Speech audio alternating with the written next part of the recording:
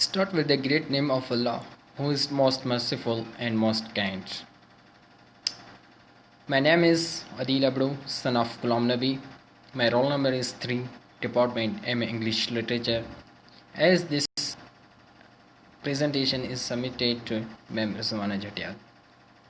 Today I am going to discuss the 4 topics of drama, and as of my first topic is summary of the drama Oedipus Rex. Oedipus Rex by Sophocles. Menu. Oedipus Rex summary. Oedipus Rex is a Greek tragedy that tells the story of King Oedipus of Thebes, who is fated to kill his father and marry his mother. Thebes is struck by a plague that will only be lifted is the man who killed the former king is exiled. The prophet Tiresias claims that murder is not Oedipus. An oracle told Queen Jocasta that her son would kill her husband, so she left her infant child Oedipus to die. Oedipus solved and unknowingly killed his father before marrying Jocasta, hangs herself, and Oedipus blinds himself and goes into exile. Sophocles' Oedipus Rex begins as a priest of Apollo asks King Oedipus of Thebes to help end the plague that reveals the city. In response, Oedipus reveals that he has already sent his brother-in-law Creon to consult with the oracle of Apollo at Delphi on the matter. Creon returns with the message that in order for the plague to end the murder of Laius, the previous king of Thebes must be brought to justice. According to the oracle, the murderer still resides within the city. Oedipus, who arrived in Thebes after Laius' death, asked Creon for the details of the thieves. While on this way to consult on oracle, Oedipus was to exit revenge. In order to find the murderer, Oedipus summons the blind prophet Tiresias. When Oedipus asks about the identity of the murderer, Tiresias is cryptic. At first, he laments that there is little point in knowing the truth when the truth will bring nothing but misery. However, when Oedipus insults Tiresias and accuses him of murder, Tiresias angrily reveals that Oedipus himself killed Laius. Oedipus assumes that Tiresias is working on behalf of Creon to dethrone him, and he angrily rebukes the prophet. He accuses Tiresias of being talentless and boasts that he was the one who saved the Thebes. When Oedipus arrived, Thebes was held captive by a Sphinx. In order to make her love, Oedipus solved her riddle. After successfully freeing the city, Oedipus was made king. Tiresias angrily rebuked Oedipus for not trusting in his skills as a prophet, and he incrementally reveals that Oedipus' parents trusted his talent as his prophecy.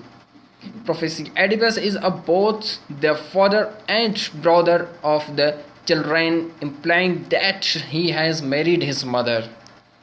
After Tiresias leaves, Oedipus angrily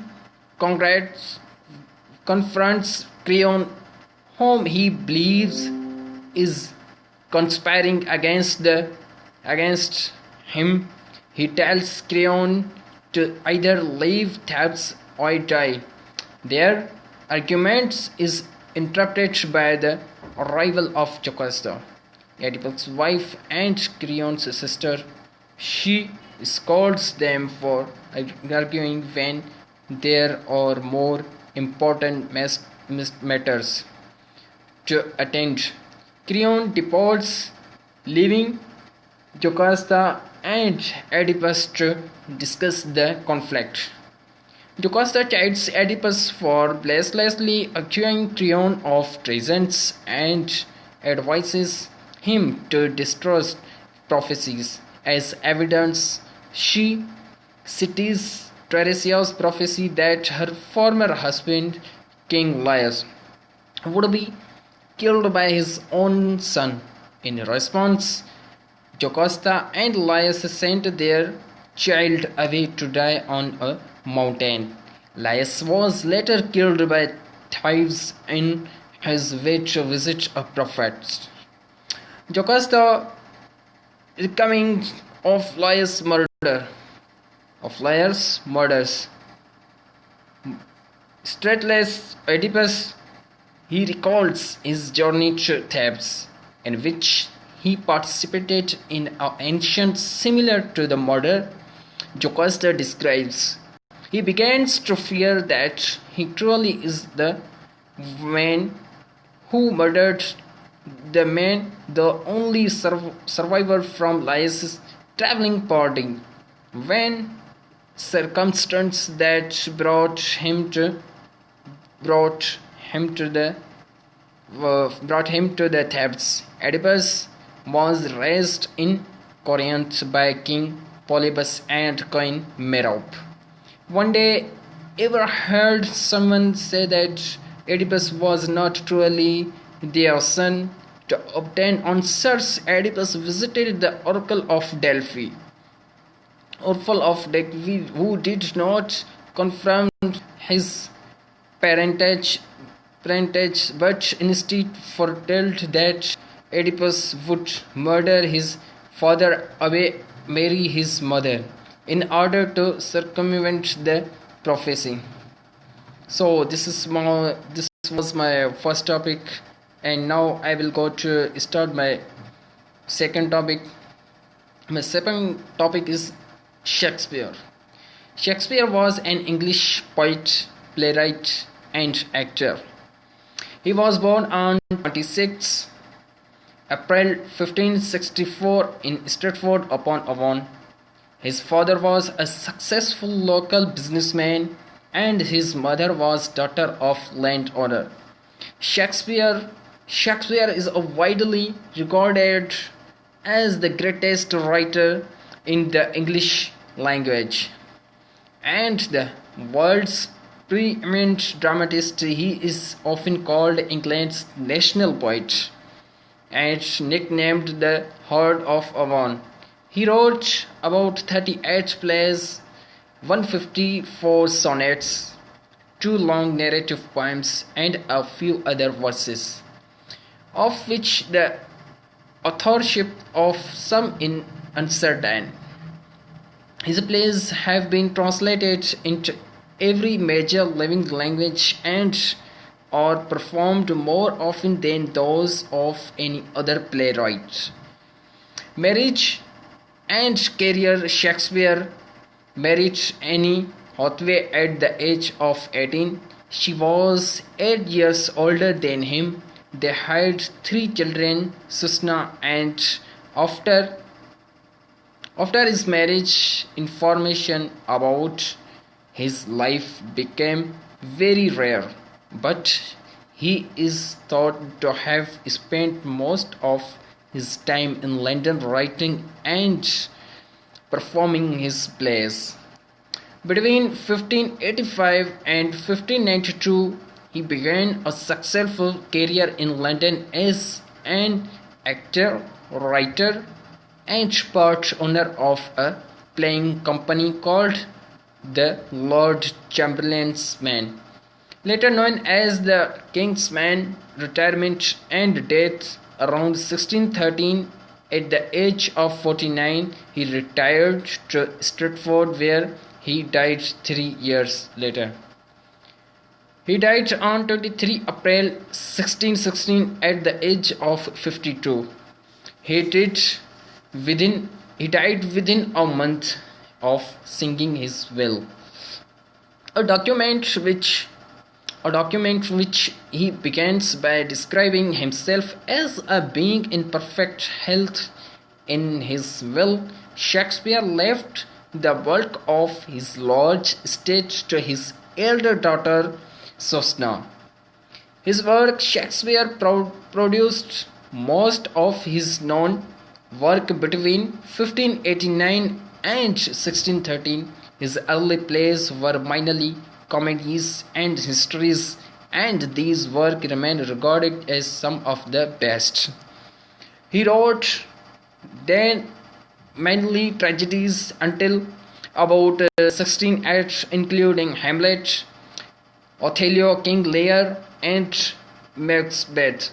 Considered some of the finest works in the English language in his last phase. He wrote tragedies and known as romances, and collaborated with other playwrights. Shakespeare's plays remain highly popular today and are constantly studied, performed, and reinterpreted in diverse culture and political contexts throughout the world. So this was my second topic, and now I will go to discuss my third topic, biography of Christopher Marlowe. Christopher Marlowe was born to contemporary shoemaker John Marlowe and his wife Catherine, daughter of William, author of Dover. He was baptized on 26 February 1564 at St. George Church, Canterbury. Marlowe's birth was likely to have been a few days before, making him about 2 months older than William Shakespeare, who was baptized on 26 April 1564 in Stratford-upon-Avon. By age 14, Marlowe attended the King's School, Canterbury, on scholarship, and 2 years later Christ College, Cambridge, where he also studied on scholarships and received his bachelor.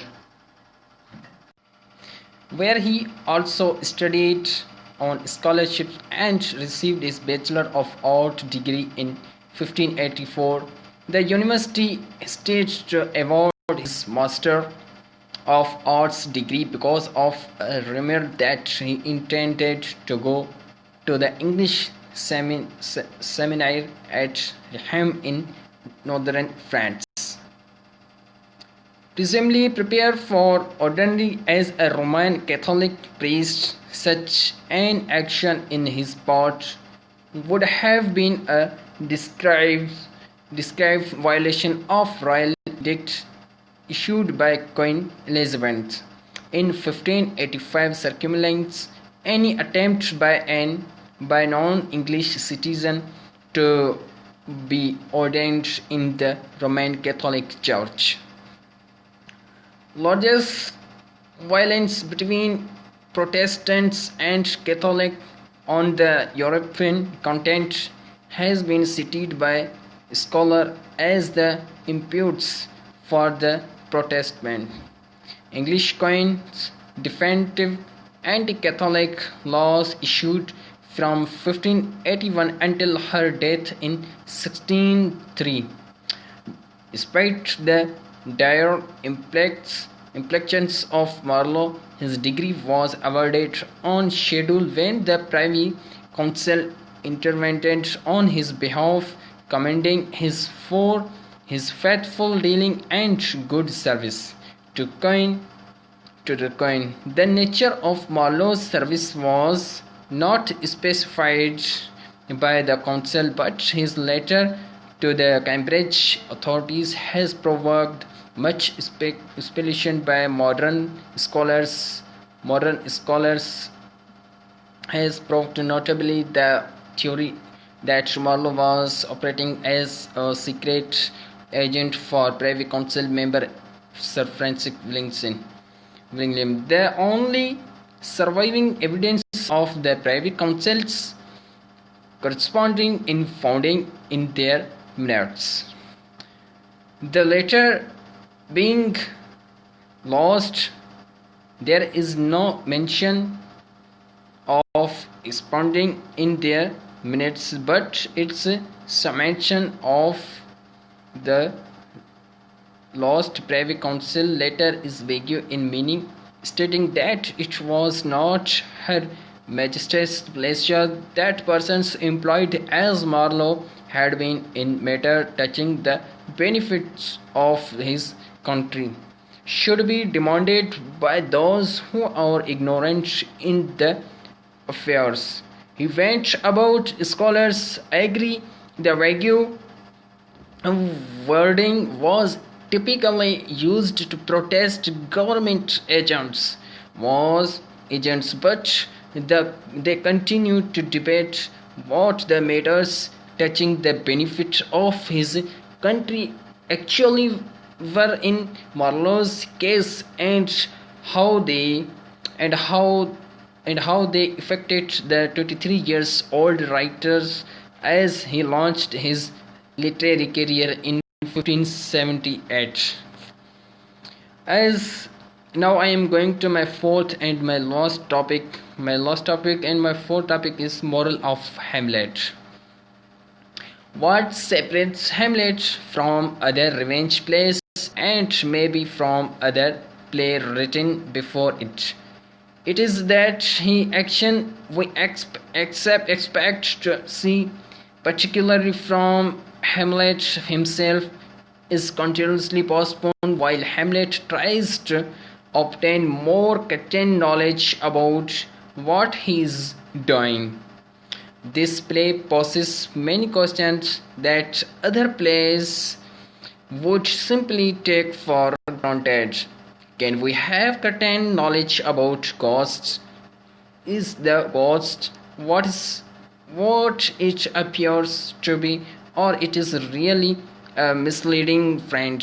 Does the ghost have reliable knowledge about its own death, or is the ghost itself deluded, moving to more earthly matters? How can we know for certain the facts about a crime that has no witness? Can Hamlet know the state of Claudius' soul by watching his behavior? If so, can we know the fact of that what Claudius did by observing the state of his soul? Many people have seen Hamlet as a play about indicativeness and thus about Hamlet's failure to act appropriately. It might be more interesting to consider that the play shows us how many uncertain our lives are built upon, how many unknown quantities are taken for granted when people act or when they evaluate in other actions. The complexity of action directly related to the theme, or certainly is the theme of action. How is it possible to take responsible, effective, purposeful action?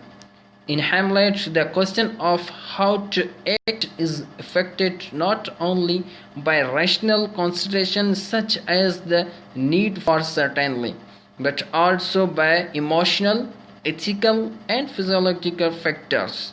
The mystery of death in the aftermath of his father's murder, Hamlet is obsessed with the idea of death. And over the course of the play, he considers health from a great many perspectives. He ponders both the spiritual aftermath of death, the question of his own death plagues Hamlet as well as he repeatedly complex whether or not suicide is a morally legitimate action in an unbearable, painful world. Hamlet's grief and misery is such that he frequently longs for death to end his suffering. But he fears that if he commits suicide, he will he will be consigned to eternal suffering in hell because of the Christian religion prohibition of suicide in his famous To Be or To Not Be. Hamlet philosophically including Hamlet philosophy concluding over the philosophical